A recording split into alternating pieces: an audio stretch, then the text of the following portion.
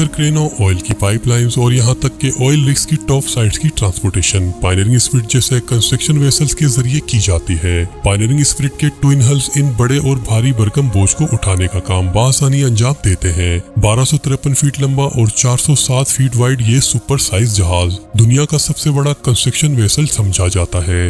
ये इतना ताकतवर है कि 2017 में इस शिप ने 24,000 टन ब्रेंट डेल्टा प्लेटफॉर्म के टॉप साइड्स को हटाकर समुद्र में सबसे बड़ी सिंगल लिफ्ट का रिकॉर्ड तोड़ा था, जो कि आईफल टावर के वजन से 6.5 टाइम्स ज्यादा वजनी था। आजकल जमीन पर चीजों को उठाना बहुत ही आसान प्रोसेस है, क्योंकि बहुत सी मशीनों को आसानी से ग्राउंड और काउंटर वेट किया जा सकता है, लेकिन समुद्री लिफ्टिंग जहाजों को पेचीदा इंजीनियरिंग की जरूरत होती है, इस बात को यकीनी बनाने के लिए कि जहाज और उसमें मौजूद कार्गो उलट ना जाए। और यही वो जगह है जहां पायनियरिंग स्पिरिट जहाज अपना काम करता है। जुजवी तौर पर खुद को पानी की लकीर के नीचे 88 फीट तक डुबोने से ये ऑयल रिग के ऊपरी हिस्से को दोनों अतराफ के नीचे अपने हल्स को फंसा सकता है। पूरी तनसीब को काटने और उठाने से पहले ऊपर की तरफ को सेंट्रलाइज करने से टॉप हैवी क्रेनों की स्विंग मूवमेंट से जहाज के डूबने का इम्कान बहुत ही कम हो जाता है। और इन दो हल्किंग होल्स पर वजन फैलाकर ये जहाज 11 फीट से ऊंची लहरों का सामना करते हुए भी टॉप साइड को रख और उठा सकता है। जैसा कि आप देख सकते हैं कि पायनियरिंग स्पिरिट बड़े बड़े जहाजों को उठाने और महफूज करने के अमल को निहायत आसानी से अंजाम देता है।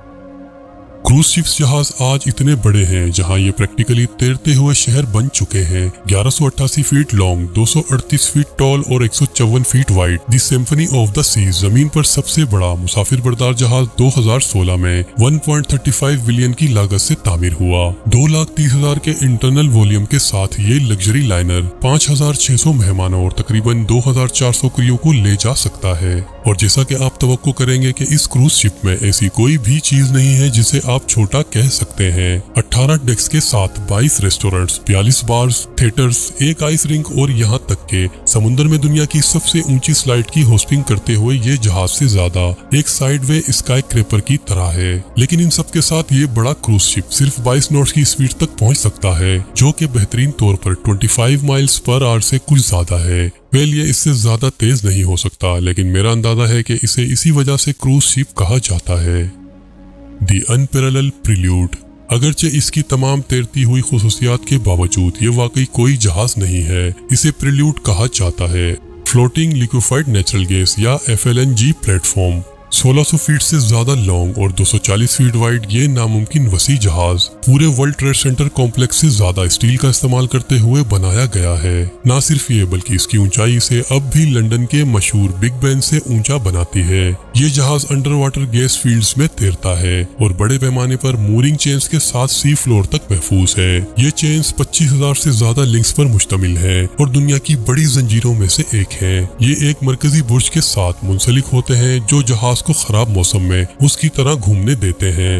एक बार समुद्री फर्श पर महफूज होने के बाद ये फैसिलिटी नीचे की गैस फील्ड से LNG और दीगर पेट्रोलियम मसनूआत तैयार करती है। फिलहाल ये ऑस्ट्रेलिया के साहिल से 330 माइल्स के फासले पर ब्राउज बेसन के ऊपर नस्ब है, जहां ये हर साल तकरीबन 3.6 मिलियन टन लिक्विड गैस निकालने का काम करता है। लेकिन ये एक बार में कितना ले जा सकता है?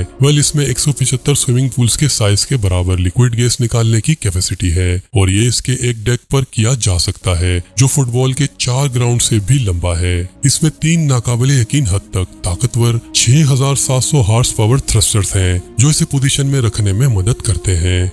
इसमें किसी किस्म का प्रोपोजियन सिस्टम नहीं है। इसका मतलब ये है कि ये तकनीकी तौर पर शिप के बजाय एक बार्ज के तौर पर काम करता है। इसीलिए इसे पोजीशन पर लाने के लिए टग बोट्स की जरूरत पड़ती है और टग बोट्स में हर एक की लंबाई 250 फीट है और ये प्रील्यूड को वो तमाम मदद फराहम करते हैं जो इसे जरूरत होती है।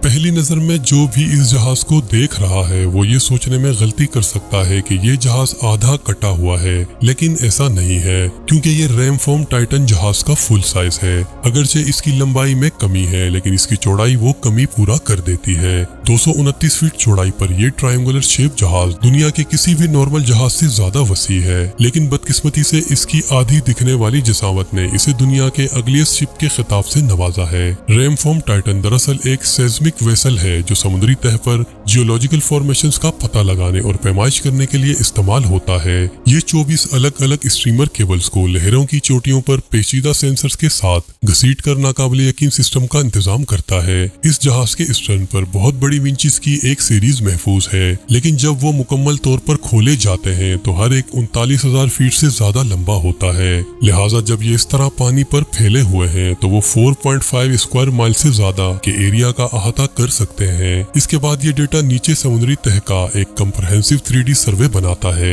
जिसकी फॉर्मेशन इस बात की निशानदही कर सकती है कि आया गैस या ऑयल फील्ड्स कितनी गहराइयों में छुपी हुई है। लेकिन रैमफॉर्म टाइटन को इतना वाइड होने की जरूरत क्यों है? वेल, पायनियरिंग स्पिरिट की तरह इसकी इजाफी चौड़ाई जहाज को खराब मौसम में स्टेबल रहने में मदद करती है, इसलिए ये इन हजारों सेंसर से वाज़ेह डेटा इकट्ठा कर सकता है। इसका पिछला हिस्सा इसे उन 24 द्योहेकल स्ट्रीमर्स को उलझाने के खतरे के बगैर आसानी के साथ उन्हें खींचने में मदद करता है।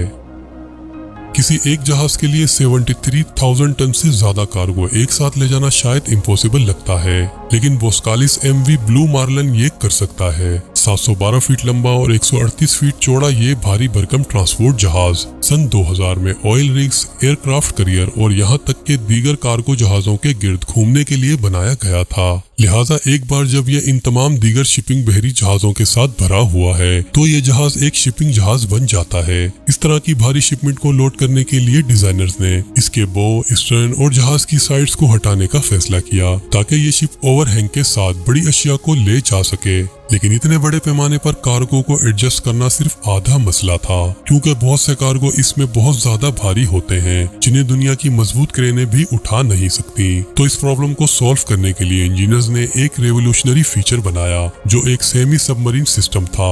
लोडिंग के वक्त ये जहाज जुज़वी तौर पर अपने डेक को 33 फीट तक पानी में डिबो देता है ताकि कार्गो को ऊपर लाया जा सके। दोनों तरफ 6 वाटर फिल्ड बालास्ट टैंक्स को खाली कर दिया जाता है और डेक अपने कार्गो को बोट पर उठाकर वापस ऊपर तैरने लगता है। MV ब्लू मार्लिन का ये रेवोल्यूशनरी फीचर ही इसे इतने भारी कार्गो शिपमेंट करने में बहुत मददगार साबित होता है। I hope